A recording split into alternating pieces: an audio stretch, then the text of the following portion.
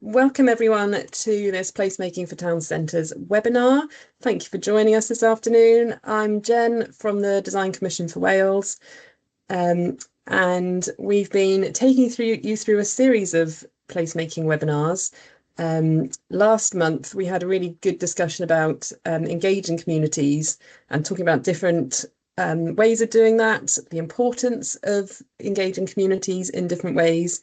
And we talked a bit about the talking shop approach. If you want to go back and see that, that's up on our website and a YouTube channel. Go and have a look there. And also all the previous webinars are up there as well. I think there's 10 there now for you to go and have a look at. And the last few are on the screen there. Some about thinking about placemaking for children and placemaking for pedestrians and lots of other topics. So do go and have a look there. Today, we're dipping into funding ideas, really sort of scratching the surface again of a big topic and looking at a particular opportunity around crowdfunding. Crowdfunding is a topic that's come up in several discussions that I've had with local authorities, and people keen to know a bit more about the opportunities that it brings and the options that are available. So we're going to be talking about that, and I'm really pleased that Misha from Spacehive is here to talk us through that.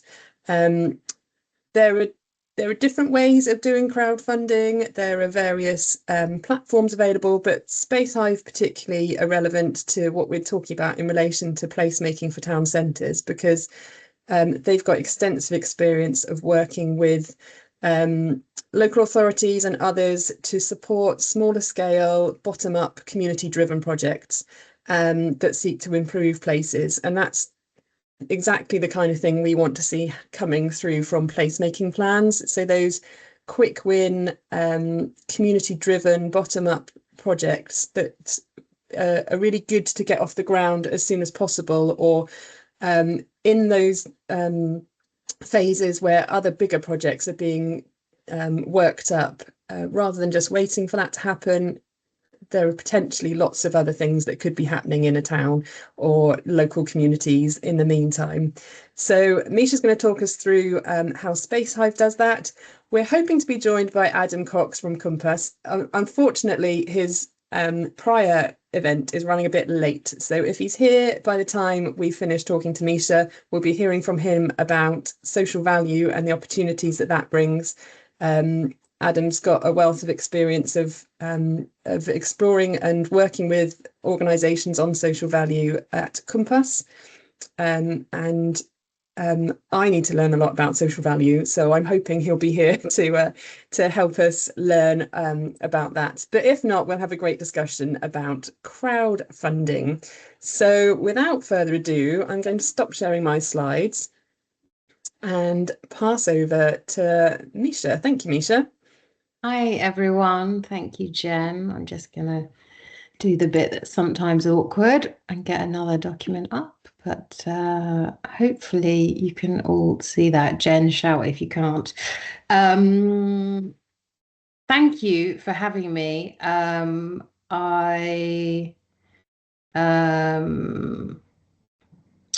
spoke to Jen maybe sort of 6 weeks ago in quite a serendipitous moment where she happened to have heard me talking about crowdfunding on the Monocle podcast, and happily,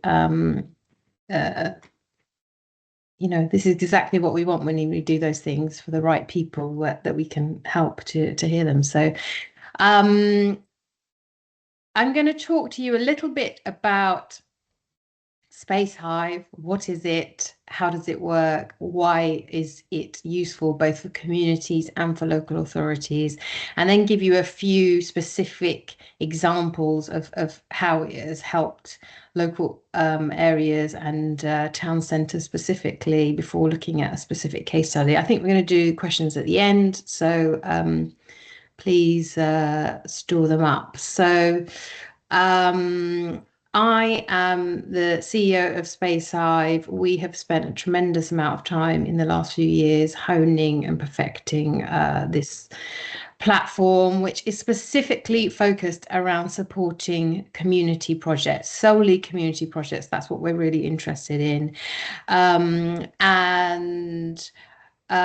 we do that because we believe very firmly that local people have the best ideas when it comes to where they live, but for reasons of lack of prior experience, lack of access to funding, sometimes lack of confidence, they can be locked out of the process of change before they've even begun. And actually, they intuitively have incredible ideas about what's needed where they live, because they live and breathe those spaces. They understand the issues that are there more than anyone else. So the ideas they come up with are incredibly tuned in to what that local community needs. I think when we look at some examples, you'll see that.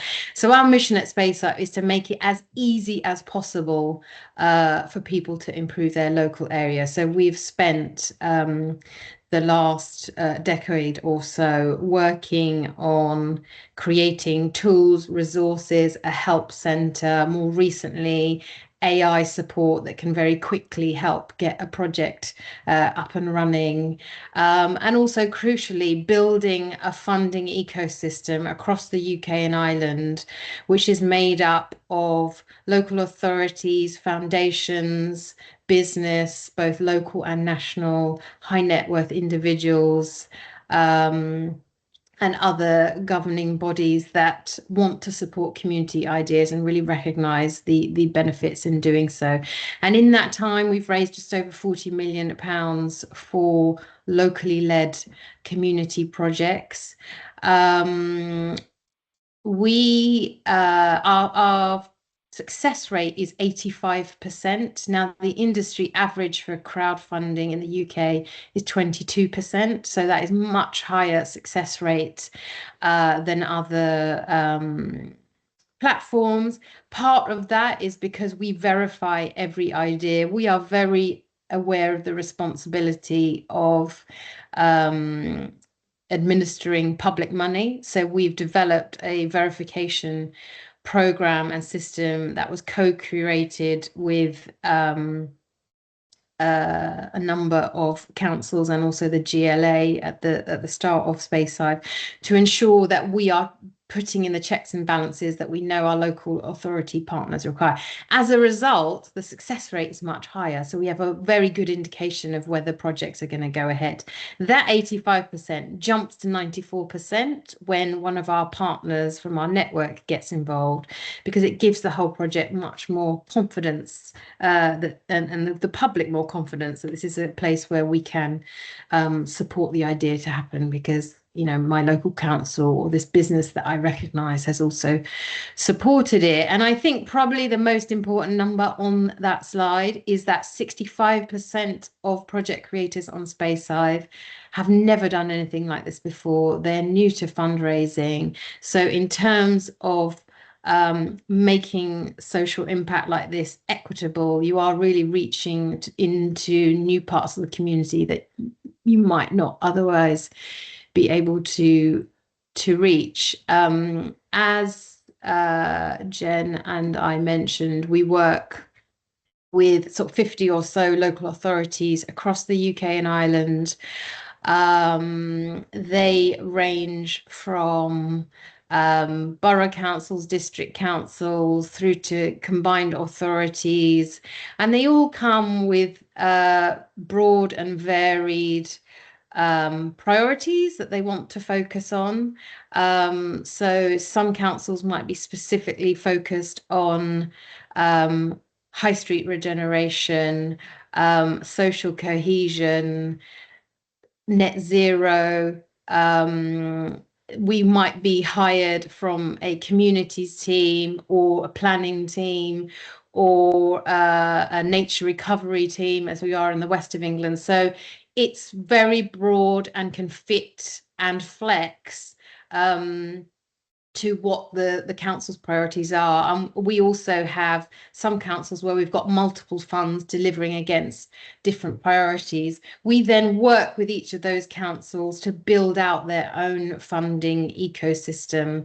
So we will work to bring in your supply chain and ensure that their social value commitments are invested in these community projects, so that this becomes a cohesive central point for how the council wants to support local ideas. We then also work to bring in bodies like NHS, local public health boards.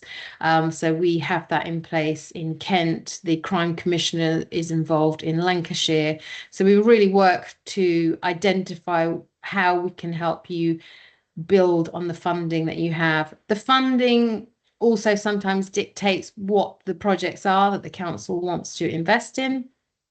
So we might have community infrastructure levy, it might have been UK SPF funding. We are now talking to a number of local authorities about pride in place investments and how that can be invested. So it is as broad and as varied as you need it to be. And as anyway, I can't seem to, there we go. Flip the page. As mentioned, that's also supplemented by a range of other sectors. So we work predominantly in housing, but also industries connected to housing, like development and construction, a number of foundations which work nationally, so they tap into specific projects. So Veolia, for example, which focuses on waste management, has a big sustainability focus. We then work with brands like Barclays on life skills, BT was on specific connecting isolated communities, particularly through their coverage of Wi-Fi as well. And then we have bodies that we work with, like the National Lottery Community Fund, the Heritage Fund. So we've also worked with some of our local authority partners to jointly pitch for heritage funding, which has then given their program a boost of 200k. So you might have one local authority that has a placemaking focus. It's brought in money from the NHS, so there is a mental and physical health focus, and then they get heritage funding, so there's also a stream of heritage projects that they're looking for as well. So it gives you an idea of the broad range of funders and types of ideas that we see on Spacehive. Why do we think crowdfunding, and specifically community crowdfunding, is so good? First of all, it empowers communities. It puts them in the driving seat of change within the parameters of the ideas that a council can support. And that creates an incredible dynamic between residents and the local authority, because it is much more collaborative. It creates a big element of listening to local residents. And the engagement that you get in the places after they've been funded and for years to come is very different, because local residents feel very much like they own those spaces, they built them, and so the good feeling for that is stronger than ever. We do work with some local authorities when they join us, where they freely say that there is a fractious relationship with their residents, and one of the key goals for them is to work on those relationships as a result of the program. So that is something that we look at and measure as well.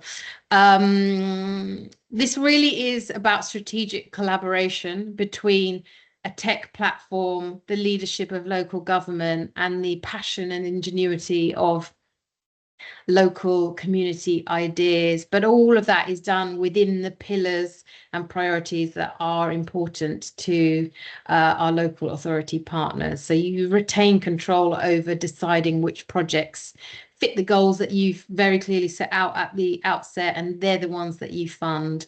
The platform is very agile. You can be up and running within weeks.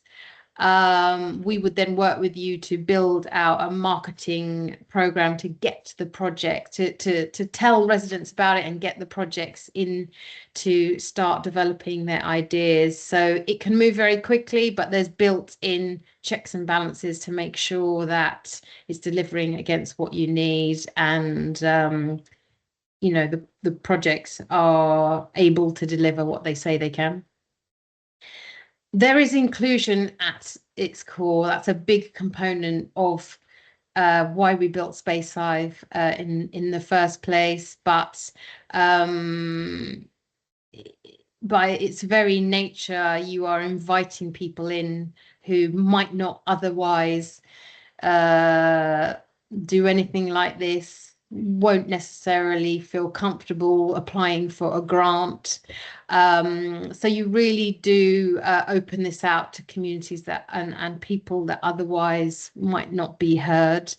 The more that we bring in the local business community, your supplier chain, the more that we can integrate their social value commitments into funding some of these projects. So you do develop a very strong social impact model. All of the impact from the project is measured and delivered back to you in a format that works for you.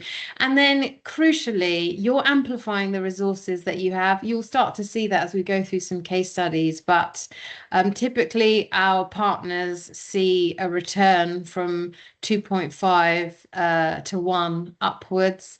So you're really able to stretch the budget and resources that you have much further by inviting in an amplification that happens through crowdfunding. I'm going to give you a couple of quick examples of some projects. This always brings it to life. So this was a series of dance workshops that ran for 6 months in Dover, specifically designed to get the over 50s in Dover moving. This was a 12K project. Half of the money for that came from Kent County Council and NHS Medway and Kent, who obviously had a focus on physical health, but also not only is it delivering against that, but it's bringing people together. It's creating events where the community can come together and tackling things like loneliness and inclusion. Looks like a very sunny day there in Dover. There's a strategic post-it note there covered over the word that you know is under there. Unfortunately, I couldn't also cover the golden arches, but these are some fantastic benches, community art benches that are across the centre of Sunderland city centre. These have been running for a number of years, and the community is invited in to talk about what they want on the benches. Some of them are involved in painting them. This costs £7,000 to do the suite of all the benches, and 5k of that came from the council and also the local business improvement district. Now, Sunderland Council wouldn't necessarily have been able to prioritise getting these benches in place, but once they could see a group was in place and was focused and had good ideas about how to deliver it, they could absolutely support an element of that to happen. And this has now been in place for multiple years, very quick to put in place. This is an artist studio in Preston, and the building was actually a disused council office building. It used to be their main building. They had moved, they hadn't got residents in, and a group of local artists put forward a proposal to turn it into artist studios. This cost £28,000 to bring together, and that has funded the first year of events and programming there. It's since become self-funding. There are a number of artists in there. One of them is the Turner Prize winner, Lubaina Hamid. So it has a huge amount of prestige that is brought to Preston in showcasing local art. Those artists regularly now are developing art across the centre of Preston. So it's been a really interesting and impactful way of supporting arts and culture in Lancashire. And the final one is over in Dublin. This was a very clever idea, which was matching Dublin city centre garden owners with the garden list. So there are various people that had gardens. There were businesses that had garden space. And then there are residents who would love to garden but don't have access to it. There are, big long queues at allotments. And so it was about connecting those two groups together. And so not only are you creating these lovely community events, there is lots of food growing taking place, and you're also tackling things like loneliness. This was just 6k to put together. 3,000 euros of that came from Dublin City Council, so a modest investment. And when you look at all of those as a whole, there's approximately £50,000 worth of projects there, and just under 25,000 of that came from our partner network. So you can see how those investments from the council and their partners have really been amplified by crowdfunding to deliver much greater impact than just the funding might have been able to do in isolation. And then I just wanted to give you one last snapshot here of obviously our work in Swansea. We worked with Swansea Council for 5 years up until last year, when the last of their UK SPF funding was fulfilled. Over that time, we raised £495,000 across 45 projects, delivering such a wonderful array of projects, from community events, an incredible skate park, food growing initiatives, tree planting, railway trails, beach cleaning, street festivals. And we also brought in the local energy company. Coastal housing was a big part of that program. The fund for that was around 50k a year. It ebbed and flowed depending on what the funding that was available for that year. So the ROI on that was 2.67 to 1. You can see Martin's thoughts on that, around how it absolutely tackled a financial need there, but actually allowing them to really bring in the community and engage with them in a different way. Martin has spoken at a number of our webinars for local authorities and has been supportive of the programme. We're hopeful that when they have more funding, they can come back to us on that. That's all I'm going to cover off. I'll hand over to you, Jen, to pick up from there. Hopefully there Great. Yeah, thanks, Misha. That's a really useful overview of who you are and what you do. Hopefully people have some questions to explore that. Do please drop those in the chat, and we'll get to those. I think I spotted Adam has appeared in our in our presenter area.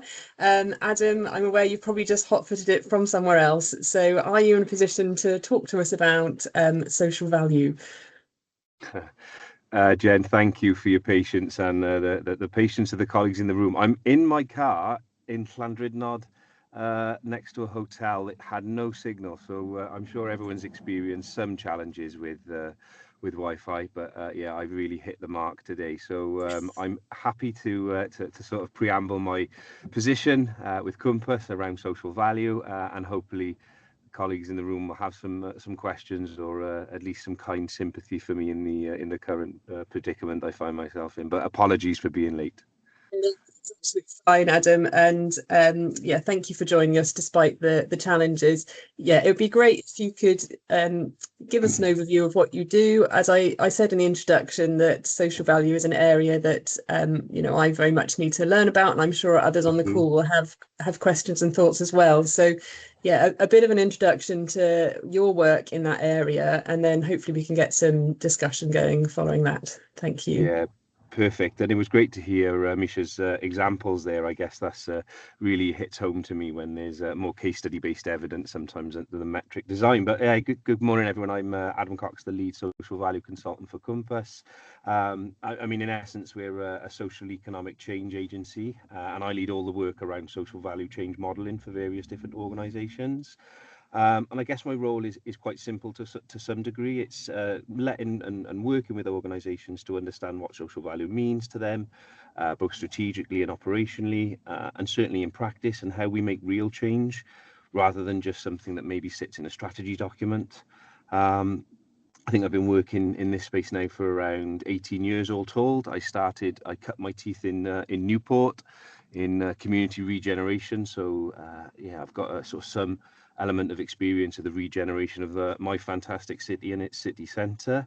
And yeah, I've worked for various different organisations, both in the private and public space, mainly with sort of Welsh Government, Transport for Wales, Coleg y Cymru, and some major private sector clients along the way.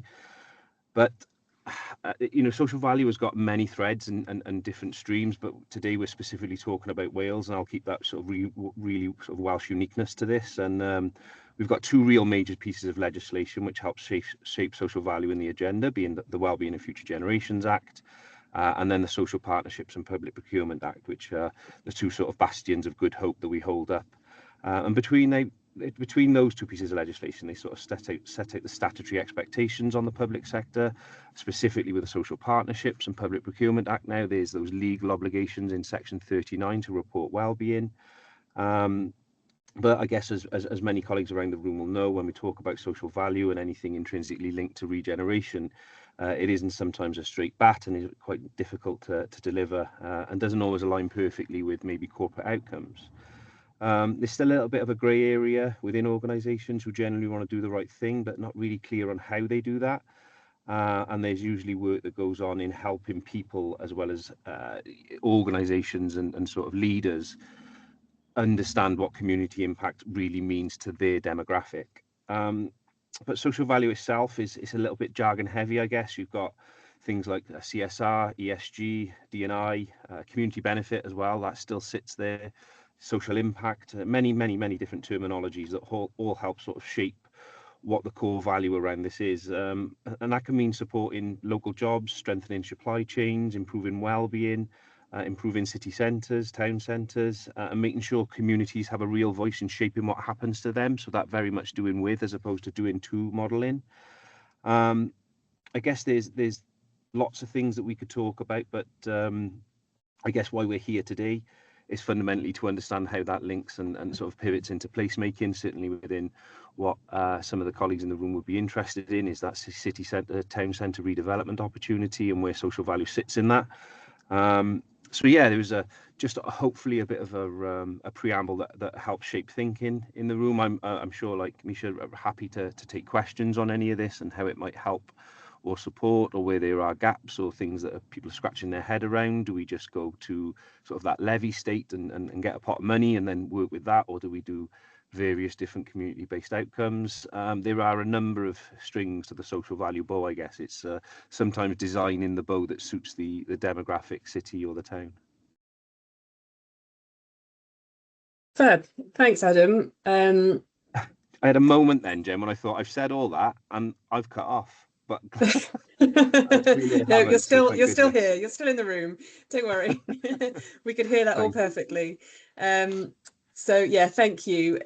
Yeah, now's the time to put your questions to Adam and Misha. So the way to do that is in the chat or the Q&A. You can put it in either, and we'll pick those up and put them to our presenters. I'm sure there's plenty to think about on both respects. I would say both of these are topics where, having done work with local authorities on their placemaking plans, they've come up and there's been questions, and I have not been in the right position to answer those questions because they've been topics that I don't know enough about. So it's really helpful to have the expertise in the room today. I suppose perhaps, Adam, to come to you first for a question from me. I kind of, from what I knew about social value and what my understanding and some questions that come up about it were, you know, is there an opportunity for social value to contribute to funding some of the projects that come up in placemaking plans? And, you know, is there an opportunity to get contributions into delivering some of those projects that are identified by the community as perhaps some of the smaller quick win projects that we've been talking about? And we had a quick discussion about that previously ahead of this meeting, and you outlined some of the pros and cons of that kind of levy concept. Would you be happy to elaborate on that a bit more? Yeah, I mean, with my practitioner's head on, Jen, I'd probably flip the question and say, is there a space for placemaking to contribute towards social value, maybe instead of the opposite? But there have been many occasions, and I've known some large-scale housing associations where there's, you know, they've got contractors to levy in to a pot of money, and then they sort of redistribute that to various different areas that may need some additional support than where the actual contract is. Similarly, with various types of different contract that might not be you know, place-based, so capital programs that are building a thing, you know, a school or a housing development or a hospital, for instance. So when we kind of talk about social value, there's always this lean towards infrastructure and that capital program. So there's a big pot of money, then you sort of disseminate that in various different social value formats. Now, the levy system can be quite effective, but it's the difficulty is knowing and understanding, first of all, is that what the community or the beneficiary community really wants to see? Is it pounds and pence that they need, or is it something quite different? And I can sort of highlight a very glib example being, you know, there was an infrastructure project in Powys, and there was a high degree of need for digital skills in the over 50 population, but they focus more on recruitment and training, for instance, as opposed to just looking at what the demographic was needed in a particular area. Now, I'm sure there's a lot more science these days than, I mean, that's a 7-year-old example, but there are a lot more science that goes into it now. The difficulty you have with a levy is I guess you're just going to put 1%, 2%, 3% on top of the contract value of some description, and it would be really naive to think that the contractor of any worth is not going to put 1%, 2%, 3% onto their net price. You know, I wouldn't make a sweeping generalization to say that would be the case, but, you know, from my experience, it's always, you know, costed in somewhere along the lines or value engineered out of something else. So it means the bottom line for that organization stays the same. I guess the difference between asking for a levy-based contribution, sort of pounds and pence, and actual community focused benefits are that a lot of the time the levy is the simplest and can sometimes appear the cleanest way. You know, 1% of a contract value into a fund, and then we'll do something with that benefits the, you know, the place, the city centre, the regen project, the area, because it's difficult to get recruitment, it's difficult to get employment opportunities, it's difficult to go above and beyond certain environmental measures. So yeah, I guess there is a place for it, but I think it shouldn't be the default mechanism for delivering social value. It should be an option that once sort of commissioning and design and tender has explored all options around what the procurement activity looks like, that actually the most logical, sensible and feasible is going to be some sort of levy-based opportunity. Yeah, thank you, that's really helpful. Wordy or just, yeah, okay. Yeah, no, that's really helpful. So yeah, I think sort of key messages, you know, starting out with what does the community need, what is the need, and finding that out rather than assuming things, you know, is it money or is it something else? And then through that procurement process, exploring all the options of what you might bring in through social value.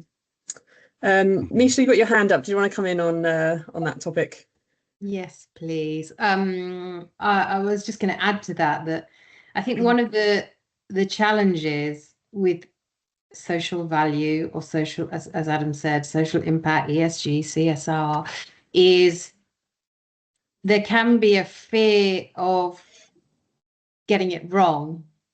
And so the fear of getting it wrong means that people don't do anything, because sometimes it's better to not get it wrong than do anything. And so a levy, as Adam sort of described, is often the simplest way to do it. And the reason that crowdfunding works effectively for our partners is that by its very nature, you are delivering what that community needs, because they're also funding it.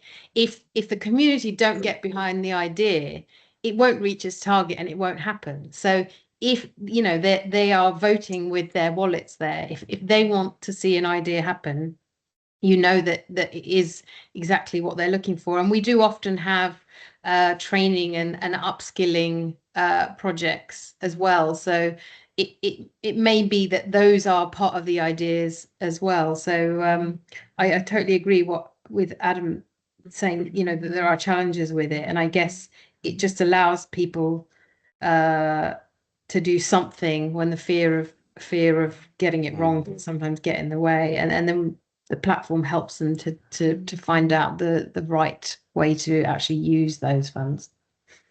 Yeah. Great, thank you. I think both of you talked a little bit about moving from a kind of doing to the community versus doing with the community or enabling the community.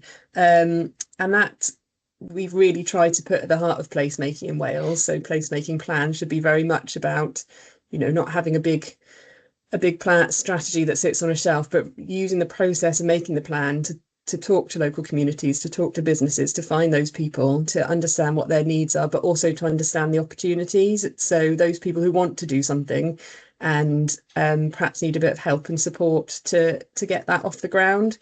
Misha, I think your examples are pretty much all those types of projects. And could you perhaps elaborate a little bit more about what you see the benefits being of that approach, and how I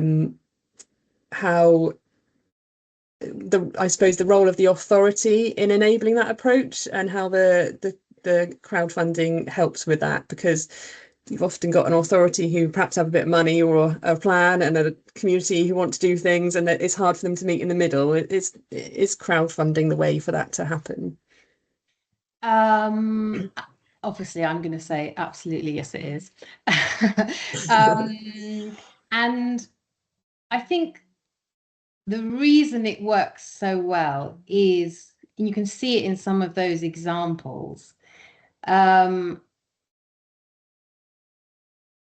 they wouldn't necessarily be things that those local authorities could prioritize, but they do fit into the goals of the local authority anyway. And so when we work with our council partners at the outset of their launch, we spend a bit of time working on what the strategic goals of their fund are. So you're not just funding anything that comes up in isolation. There is absolutely no expectation that you have to fund every idea that comes through the door, and that never happens. What we do with each partner is work with them, and they may say, look, I've got 100k from the regen team, but I've also managed to get 50k from the net zero plans. So is there a way of communicating that on the site? And absolutely there is. So when we announce the funds to local residents, we establish very clearly in person at the workshops, but also on the council page on Spacehive, what the fund criteria are. These are the projects we will support. These are the projects we will not support. And then there is an assessment process. So the council then, and we work with our partners to identify what that assessment process should be, who are the stakeholders from across the organisation that should be involved in those decisions. And you can bring in, residents into that panel if you want to as well. And so everyone on both sides of this collaboration is very clear about what the funding is going to go to. And so the platform helps affirm that, so there isn't any confusion as we go through. And also, if we see a project coming through that doesn't quite meet what the council have asked for, but with a few tweaks, it will. And if the council is happy that with a few tweaks that will happen, we will go and talk to that particular group of project creators and make some recommendations to them about how they can make some adjustments to make sure that it does fit with the priorities. We also, we know that the source of the funding that our council partners use often has very strict reporting requirements. So shared prosperity funding, as an example, had very specific reporting needs. So, excuse me. So we reflected that in the things that we were asking our project creators to deliver, but also in the impact reports that we asked them to fill in at the end of their project. So we can also tailor that to ensure not only at the outset is it funding a project that the council can fund, but also the impact measures that are in place reflect the onward reporting that the council partner is going to have to do. So but what it does do is allows the local authority to hear the ideas of their residents in a forum that they might not otherwise get. And the process of that is so incredible. The ideas that come forward and the way that they are developed and shaped over the preceding months, and in some cases years, is really magical to watch. And those projects couldn't continue if they had to be led by the council, because they wouldn't be able to prioritize it. But because they have a group of residents that they can see will charge forward with it, they can get that funded. There's no expectation that this is multi-year funding. And I think that helps councils in some instances as well, because this is very much about getting projects up and running. We then have other tools that allow projects to have continuous fundraising, to have direct debits coming from some of their resident donors. And sometimes projects come back and they say, we want to fundraise for another year of funding. And the council will then decide whether that's something they want to do or not. But you're not locked into funding something forever, which I think is also an important thing. This is about getting projects that otherwise wouldn't happen off the ground. Yeah, brilliant. If there are some people from local authorities listening here who think, oh, that sounds like a tool that we could make use of, what would be the process there, Misha? What would happen next? Obviously, contact you in the first instance. Yes, presumably you'll send out some info afterwards, Jen. So absolutely get in touch with us. We can take you through how the platform works in more detail. We work directly with local authorities. We are also a pre-approved and pre-vetted supplier on G-Cloud, which is a central government-led procurement platform. So procurement teams can go in there. The prices have already been negotiated. The contract is a template that can just be downloaded and used. So that is, and if you use that, you don't need to go through a broader procurement process. So that's a really great tool that not all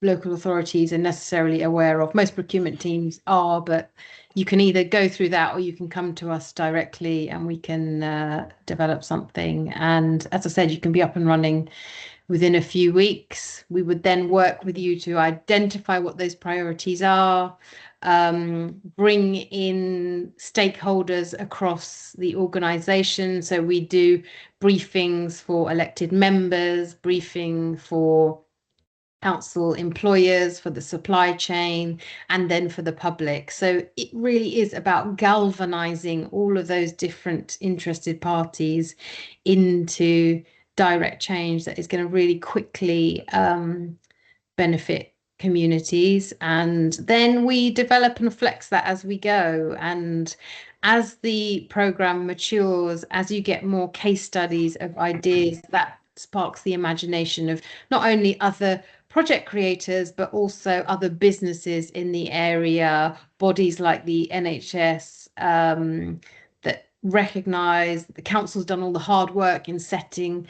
this framework up and this way of engaging with communities, and then they can very quickly dip in, as can other departments, to deliver through the platform as well. Brilliant, thank you. If you wanted to drop your email address or contact details in the chat, Misha, then that will hopefully enable people to get in touch with you, following up if they want to. Adam, I feel like there's a still emerging world of social value contributions in this way, and how we get that to work. And I just wonder if there's opportunities for sharing best practice amongst authorities, perhaps, and how we might go about doing that. I recognise that sharing some best practice is tricky because through the procurement process, obviously what people say they're going to deliver as part of their social value is part of their competitive edge, and it's quite hard sometimes to perhaps share those ideas if you're sort of giving away those sort of competitive elements. But do you think there's opportunities for local authorities to share more the success stories, what's happening, what's out there? I think the difficulty we've got at the moment is we're in a position where, you know, anyone that's in commissioning or procurement, they're risk and resource poor, so they're enabling abilities to really mechanize social value for what it means to their authority is stretched so much that, because of the nature of what social value looks like, it's easier sometimes just to copy and paste the previous social value ask into this new tender, commission, contract, and see what comes back. I would probably say that before there's any type of software solution that is engaged with for any local authority, they need to understand what social value means to them as an organisation. And once they've culturally got that lined up with their corporate responsibility, their corporate mandates, there's a clear line of sight then, using, you know, the relevant legislation that is adhered to, like Social Partnerships and Public Procurement Act, Wellbeing of Future Generations Act, which has got specific goals and ways of working that are all fundamentally social value resources. So yeah, there's definitely scope for case studies of best practice, but at the moment best practice does tend to lead more towards what is the most resource effective way of getting this out the door, as opposed to what is the best social value for this local authority, for this placemaking strategy. It's and I empathise absolutely with anyone doing any tender-based documentation or commissioning, that it's just so resource intense with such depleted resources for obvious reasons, that it's sometimes the least path of resistance is the one that we tend to take. I mean, look, Wales is moving toward this wellbeing economy state. The Future Generations Commissioner, I'm hoping I'm still on. Am I still on with you, Jen? Yeah, okay, yeah. Sorry.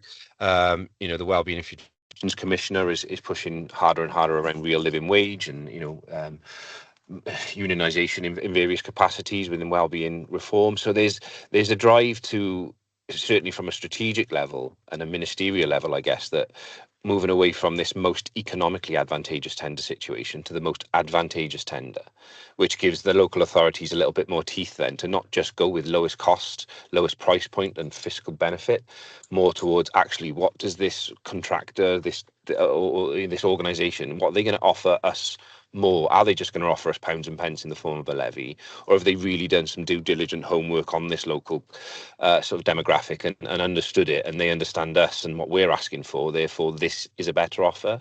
So there's probably a couple of steps in this process before before the situation aligns to say what are we going to do. I guess it's understanding, and I'm talking from a social value perspective purely, is how are we going to get there first. Case studies are always fantastic, and certainly is the ability to share best practice, but I guess I'm not aware greatly at the moment of local authorities who are given creative license to demonstrate best practice purely because of the constraints that they're finding themselves under. Yeah, that's really interesting. And I think, we're always conscious that best practice is, even when it does exist, it's not a sort of copy this idea and apply it to your own. Like you say, Adam, you've got to the best practice is the thinking about it from the starting point of what we're trying to achieve as an authority, what we set out to do in our placemaking plans, and thinking it through from that perspective. So yeah, it's got to be the process, hasn't it? Not just the ask that comes out of that process at the end. Yeah, absolutely. These type of conversations always end up with anyone sort of participating and listening in with more questions asked than or ready to ask than issues solved, unfortunately, because I suppose there is a number of layers to the potential generation of social value and what that means to each organisation or each local authority. The catalyst being, we've got this state of play where it's social, environmental or economic reform. That's what the generally social value fits into. And then we also throw in Wales cultural change. But I can tell you now what cultural change means in Newport is probably not what it does in Llandudno, where I'm sat now. It's going to be different. So it's always addressing those issues and those various different component drivers with the influence of the local area, as opposed to just, we're just going to build it around these three different terminologies and see what comes out. Great, thank you both. This is the last call for any questions. If there's you've been hanging on until now, anyone, and you're dying to ask something, speak now, because I will start to wrap up. Just to say that our next webinar is coming up on December the 3rd, which is a Wednesday. It's called Taking Care, and we're exploring issues around caring for our town centres. And we've got Keep Wales Tidy coming in to talk on that one. We will have another speaker that's yet to be confirmed. I'm keen to get somebody to talk about antisocial behaviour in placemaking. So hopefully we'll have somebody on that topic. I've just dropped in the link to sign up to that. So do that. But that just leaves me to say then thank you very much to our speakers, Misha and Adam. I'm sure if you want to get in touch with them, they'll be happy to talk to you. Adam, I don't know if you're able to drop your contact details into the chat. If not, I'll do that. But they can find you at Cwmpas if you're happy to hear from people. But yeah, thank you very much for your contributions. Thanks for everyone for joining us today and listening in. Oh, there we go. There's Adam's contacts. Thank you. No problem. And if there are any topics or anything you want to follow up, do just get in touch. But yeah, thank you for joining us this afternoon. We'll see you again soon. Thank you, Jen. Bye. Thanks. Bye, guys. Thank Bye-bye. you. Cheers. Bye. Bye-bye.